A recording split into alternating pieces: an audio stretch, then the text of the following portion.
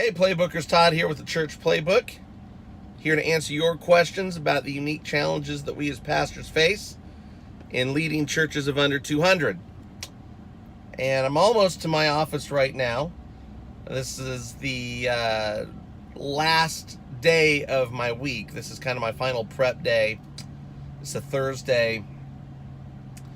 And, a lot of guys take Monday off and then they try to take another day off, maybe a Friday or a Saturday.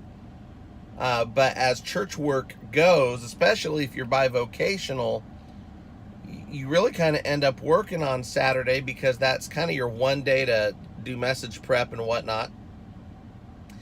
And, so my staff, I've made a deal with my staff. They don't know how good they have it. I say, listen, we're going to close the office down on Fridays and Saturdays, and I'm going to give you 2 days off in a row. But boy, you better show up ready to play ball on Sunday, man. I'll tell you what.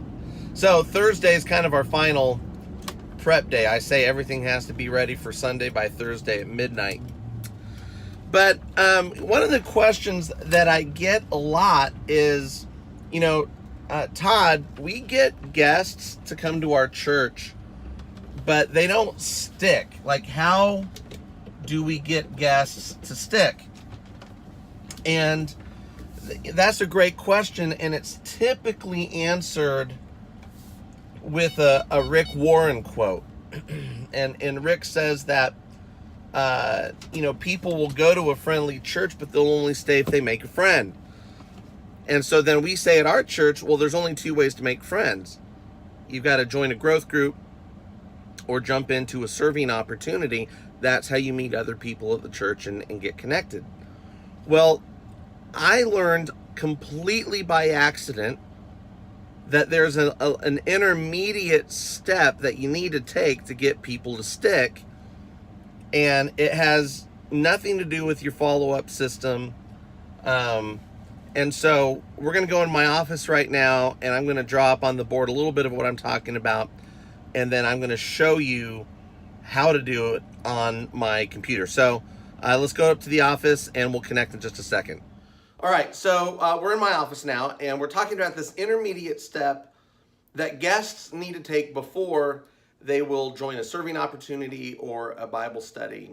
And let me just share with you that if you want your church to continue to grow, and I'm talking, past 50, past 100, 150, 200, and beyond, there are 3 things that you, and I'm talking mainly to senior pastors here, there are 3 things that you really need to focus on, and really just those 3. And here they are. You need to be the primary vision caster, okay? You hold the vision in your heart, and every single Sunday you need to find a way to drip the vision into your sermons. You cannot just drop the vision on your church once a year or once every other year and expect your people to remember. They have this thing called life. They have this thing called mortgages and car payments and other stuff that takes their attention away from what it is that God has called you and your church to do. Vision leaks. And so you have to find a way every single Sunday to put vision into your sermon. You're the primary vision caster. The second thing is you need to be the primary teacher of your church. Now, I have a teaching team that I've been developing. It's a lot of fun, but I'm still carrying the major teaching load. And then the third thing that you need to be focused on is leadership development, okay? So you're the one that's identifying potential leaders in your church, and you're finding a way to invest your time and energy and effort into those people and raise them up. I do this thing on Thursdays. I'll have a lunch with a leader in my community so that I can lead him to Christ, get him involved in our church, to eventually have him lead something because, they're a leader, and leaders are honestly on a short supply. When I talk about leaders, I'm not talking about doers. I'm not talking about helpers. I'm talking about actual leaders. And so as your church grows, you, pastor, need to be focused on vision casting, teaching, and leadership development. Now, here's why what this is up here, here's why this is important, is in the early days of my church plant, I had these really strong relationships with the people in my church. I was the point of contact. If they ever had good news that they wanted to share, I was their primary point of contact.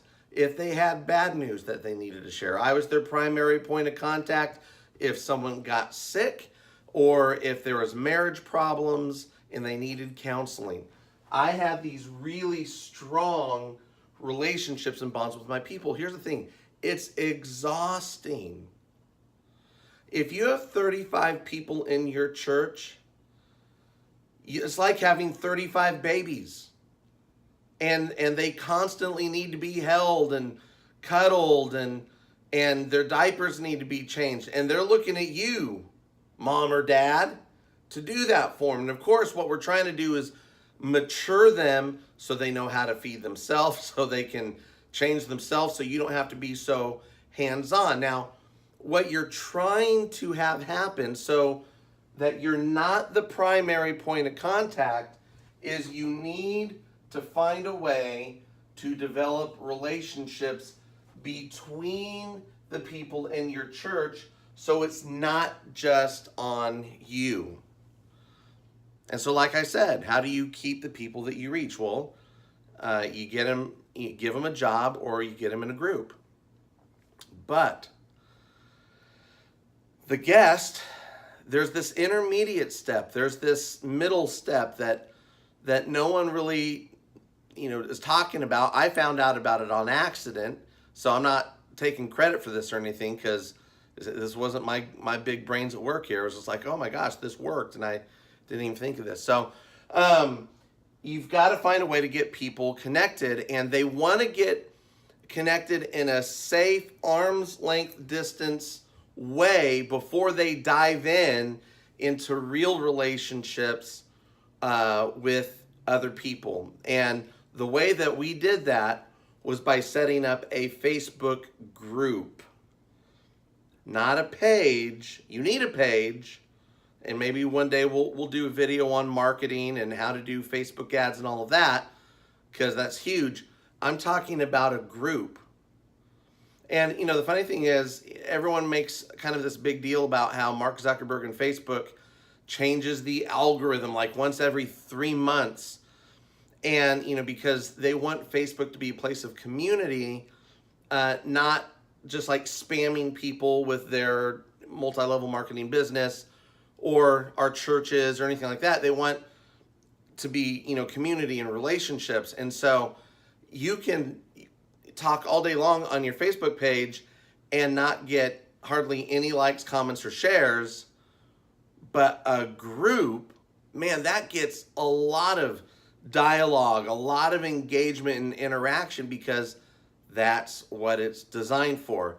And that gets people connected to each other, not just you. So let's go ahead and pop over onto my computer. I'm going to show you what a group looks like, what we talk about in our group, and why that gets so much engagement. Okay, let's check out my computer. All right, so we're here on my computer, and this is my church's Facebook page, which, by the way, y'all are more than welcome to find us on Facebook and follow us so you can see firsthand the kind of things that we post. But the thing about a page is it's really more for broadcasting. It's more of a monologue. It's not so much a dialogue, and so you can scroll down and here we're just making an announcement, and you can.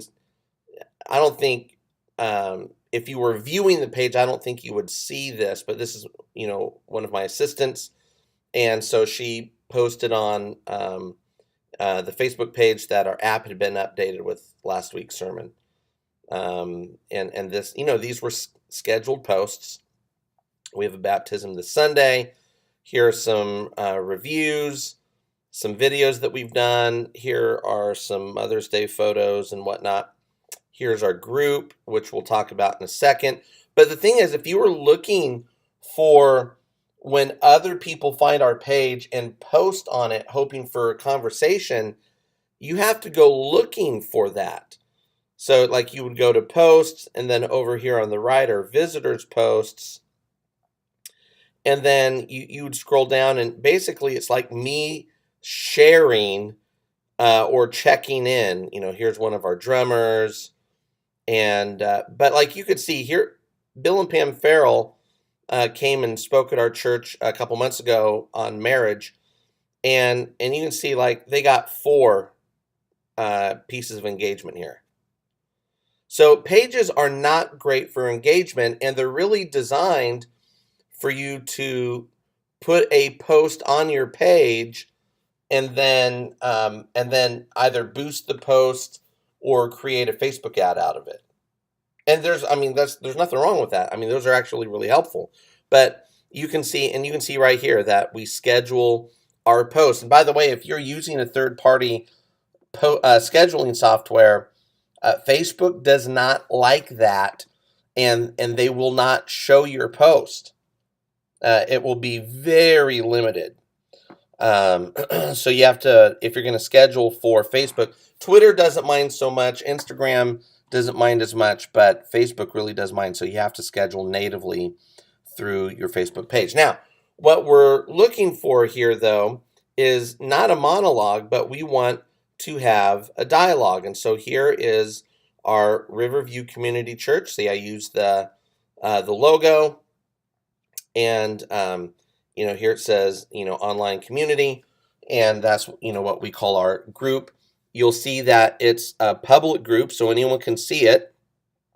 And I'm one of the admins on here, but I'm currently interacting as myself. Now, I can change that so that if I wanted to post something as the church and not just Pastor Todd, I have that option here. But if you scroll through here, now we've got members of the church that are posting. And so, we have a little more than 1,500 page likes on our page. But the people that actually want to be in the online community is a lot smaller, but they're a lot more engaged too. So, here we've got a church member. We do this thing. We used to call it Serve Santee, but now we have made the serving area bigger than our city. And so we actually stole this from Elevate Church, and we're just calling it Love Week. And Noni is in charge of our clothing drive. And so here's the great thing. She just posted this last night. She's got what looks like 17, 18 likes. It's got a share, and then it's got a handful of comments asking about, details on what's needed for the clothing drive. Here's another member. He's got a friend, I guess, that's gone missing, which is sad. I did this thing. I made it up a couple of weeks ago called Burritos and Bibles, and it's just for guys. And I just teach them how to do a quiet time. And I say, listen, I'll buy the burrito. You bring a Bible. And we show up on Wednesday mornings at 6:30 a.m. And I've got a dozen guys that show up before they go to work to learn how to read the Bible. Well, the girls got a little jealous. And so they're like, hey, we're going to do Bibles and Babes starting next week. And first of all, she's got 27, 28 likes and 36 comments saying what day and time works for them, because a group is about engagement and dialogue. Now, here's the thing. Here's the secret sauce. I don't have to post anything. Now, I'm super active on social media, so I do, but so far, I'm the only staff member that's posted. Noni's not a staff member. None of these are staff members. Danny's not a staff member. Julie's not a staff member. Kelly, not a staff member. So, I'll leave this right here for a second. And so the point is, the people in our church are connecting with each other, not just connected to me, which takes the load off of the senior pastor to be the be-all, end-all, primary point of contact for all things care related. Another thing that groups are good for, we did a baby dedication, and we had a friend of mine who volunteered. She's a photographer. She came and did pictures. And then we had a 13-year-old with her iPhone do pictures. And so we're like, hey, we'll publish those too. But look, it gets a ton of likes, comments, and shares. So that means that people are engaged. And again, you can see, like, I'm super active. Here is our Wednesday night Bible study that we kicked off last week. Here, Michael, not a staff member. So I use the group to do a lot of announcements and reminders, because here's what I found. There's 168 hours in the week. You only get people for 1 to 2 hours a week, and then they go live their life and they forget everything you say. So the great thing about a group is it's just super easy to pop in and throw out a reminder, and people are like, oh yeah, I signed up for the Bible study, or oh, here's Amber. She's new to our church, and she's like, hey, I'm looking to meet other moms and dads. We're going to go see Moana movies by the lake, and there were a handful of people that showed up for that. Here we did a post on, hey, which point from last Sunday's sermon resonated with you the most? And then we got a handful of comments about, why this point or that point meant something to them. Okay. Here is a video that we put together from our very first summer camp for junior high and senior high. Again, a ton of likes, comments, and shares. Okay. And again, here's, Don's not a staff member. So here's the thing. Pages are good. Pages are necessary. We'll do a video one day on how to get more out of your Facebook page.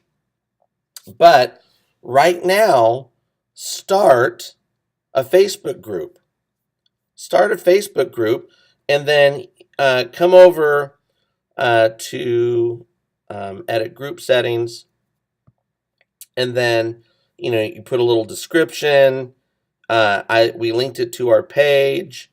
And then we let anybody, anyone in the group can post, but only admins and moderators can approve new members, because there's a lot of spammers on Facebook, and so we make people request to join, but I know if they've been to my church or not. And then I'm also looking for you know what? Here, let's try this. Trying to find where. Oh, here we go.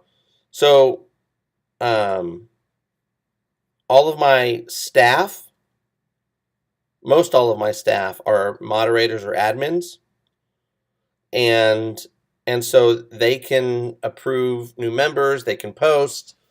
They can share content. So listen, I hope that was helpful. Seeing the differences between a page and a group, and why you should start a group as soon as possible, especially if you've got a really small church, because what you want is for people to be interacting with each other during the week and not just blowing up your phone. We started a Facebook group because I'm just super active on social media, but we found out accidentally that was really the secret weapon that got our guests to stick.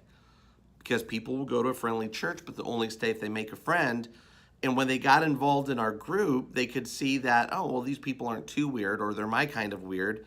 And so they were more likely to get involved in a serving opportunity or join a group. So listen, if you got any questions, put them down in the comments section.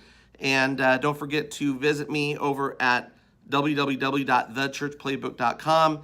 Pick up your free copy of the Church Playbook, and we'll talk to you again soon.